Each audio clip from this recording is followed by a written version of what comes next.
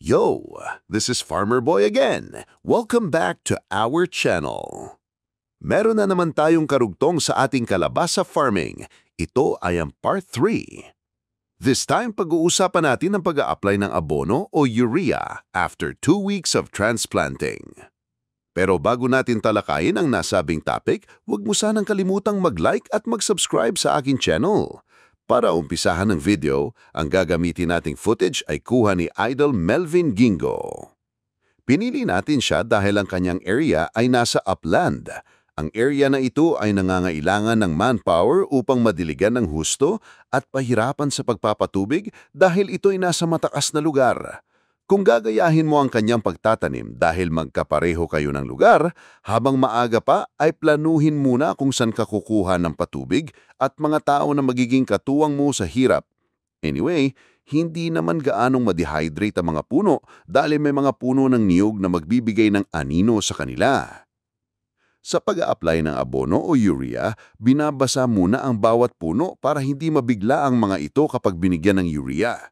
Ang sukat na gagawin natin ay 1 lata ng urea katumbas ng 1 balde ng tubig at 2 lata naman ng tubig na may abono sa bawat puno. Ginagawa ang pamamaraan na ito after 2 weeks dahil sa ganitong stage, malakas na silang sumisipsip ng tubig kaya kailangan talaga na may sapat kang supply ng tubig lalo na sa upland. Tandaan mo, ang pagtatanim ay hindi lang paraan para kumita, kundi para tayo ay sumaya.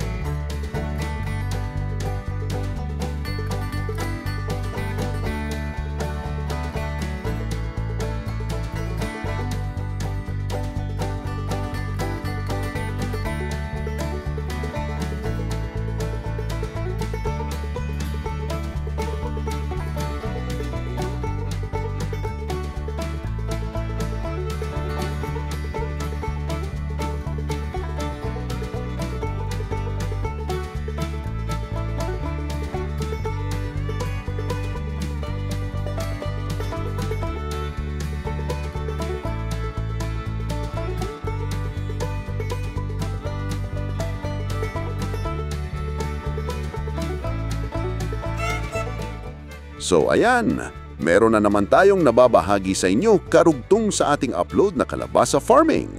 Dito na lamang po itong ating video. If you like this video, please leave a thumbs up, comment, share, and subscribe. Farmer Boy, signing out.